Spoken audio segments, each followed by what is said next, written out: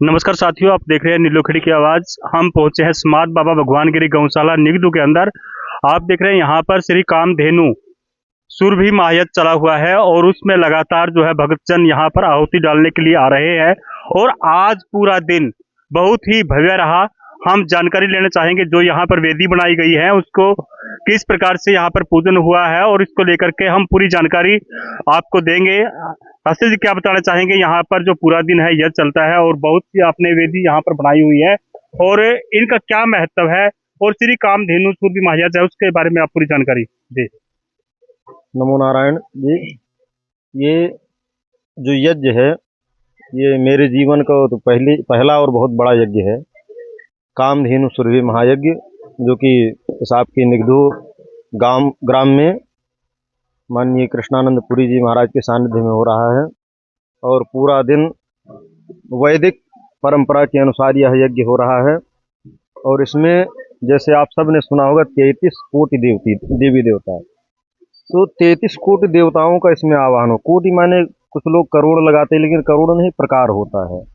तो 33 प्रकार के देवता होते हैं, जिसमें अष्टवसु हैं, पृथ्वी है, आकाश है, वायु है, ब्रह्मा विष्णु रुद्र आदि सभी देवताओं का। जैसे पृथ्वी पर अनेक मंत्री होते हैं जिसके द्वारा जो कार्य चलता है, जल मंत्री, विद्युत मंत्री, ऐसे ही यह प्रकृति है। और प्रकृति का हम लोग पूजन करते हैं। प्रकृति ही भगवान है।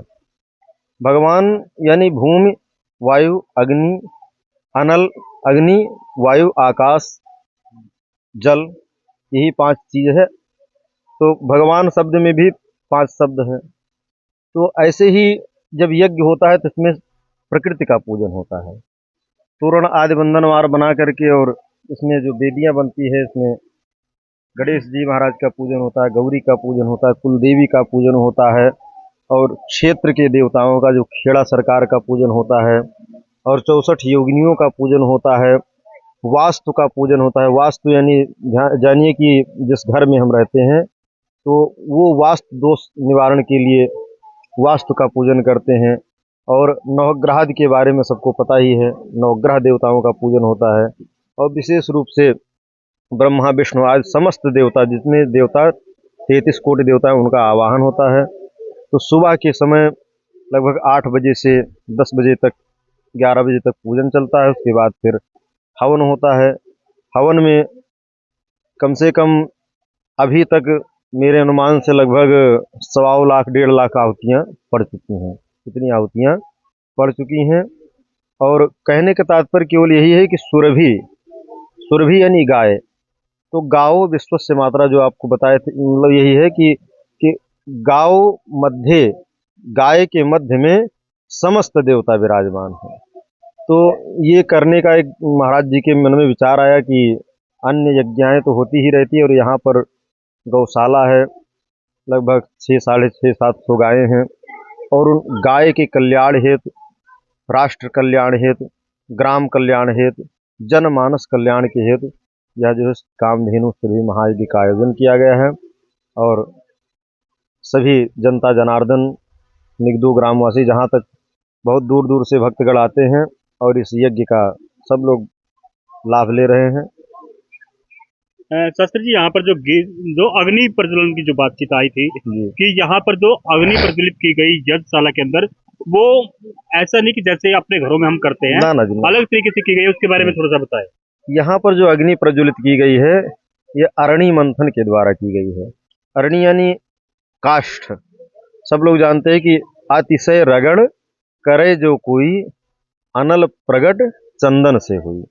तो कहते जब हम ज्यादा रगड़ करते हैं तो चंदन से भी, जो कि चंदन सबसे ठंडा होता है। कहने का मतलब कि जो गोस्वामी तुलसीदास जी ने कहा कि चंदन सबसे ठंडा होता है, लेकिन फिर भी कहते कि अतिशय रगड़ करे जब कोई, तो अनल प्रगट चंदन से हो। जबकि चंदन बहुत ठंडा होता है, फिर भी उससे अग्नि हो जाती है। तो कहने का तात्पर्य यही है कि जब हम भक्ति करते हैं तो हमारा दृढ़ विश्वास हो, ये नहीं कि हमारी छोटी भक्ति होगी। तो उसी श्रद्धा के साथ हम सब भी, काष्ठ की अरड़ी होती है, उसमें ना कोई माचिस, ना कोई ऐसा तत्व, बस वो अरड़ी दोनों जो है काष्ठ के घर्षण से अग्नि प्रकट हुए, और उसी अग्नि में आहुतियां प्रदान हो रही हैं। तो जैसा कि कल इसकी पूर्ण आहुति होने वाली है, इसके बारे में आप क्या बताना चाहेंगे? पूर्ण आहुति देखिए, पूर्ण आहुति जैसे यज्ञ का नियम होता है कि कम से कम 1.5 लाख आहुतियाँ पड़नी चाहिए, 2 लाख जैसी जो है। तो 5 दिन का यज्ञ था, 1 दिन कलश यात्रा और 6 दिन की यज्ञ थी। आज 5वां दिन है, 5 कुंडीय यज्ञ है। तो कल इसकी पूर्ण आहुति, मतलब कल आहुतियाँ पूरी हो जाएंगी और यज्ञ भी पूर्ण हो जाएगा। जब पूर्ण आहुति पड़ जाती है तो पूर्ण आहुति उसी को कहते हैं, क्योंकि किसी का पूर्ण होना, जैसे शरीर भी एक समय पूर्ण होता है और जब पूर्ण होता है तो पूर्ण ब्रह्म को प्राप्त होता है। तो हर एक का पूर्ण होना ही सबसे जो है शुभ माना गया है, क्योंकि जब कोई चीज़ पूर्ण नहीं होता तो वो अशुभ माना जाता है। इसलिए यह भी यज्ञ कल पूर्ण की तरफ बढ़ रहा है और कल संपूर्ण हो जाएगा और उसी पूर्ण के लिए हम सब पूर्णाहुति डालेंगे, क्योंकि कहा गया पूर्णमिदः पूर्णमदः पूर्णमिदं पूर्णात् पूर्णमुदच्यते पूर्णस्य पूर्णमादाय पूर्णमेवावशिष्यते। शास्त्री, जैसा कि कल पूर्ण आहुति है और जो आसपास का क्षेत्र है, क्योंकि इस क्षेत्र में ये यज्ञ रूपी गंगा निकल रही है, तो भी कल जैसे हमारा पूर्ण आहुति का दिन है, क्या आप क्षेत्रवासी को अपील करना चाहेंगे कि वो यहाँ पर आकर के कल जो है अंतिम जो हमारी जो पूर्ण आहुति है उसमें पूर्ण आहुति दे करके पूरे यज्ञों का पुण्य वो ले?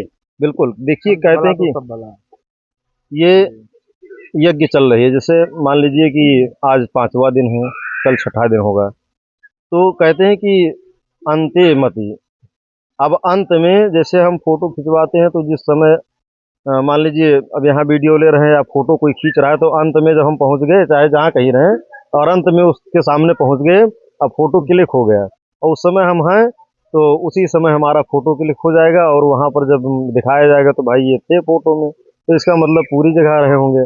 तो कहने मतलब कि अंत में यदि हम सम्मिलित हो गए तो हमें फिर 7 दिन का पूर्ण फल मिल जाएगा। यज्ञ रूपी भगवान हमें हाँ, तो देख लेंगे। हाँ, जैसे कहने का मतलब कोई भी काम करता है, जैसे मान लीजिए कि हम कोई अपराध भी करते हैं, तो जब अपराधी जिस दिन पकड़ा जाता है, फिर अन्य समय किसी ने भी अपराध किया हो लेकिन फिर उसी के ऊपर जाता है।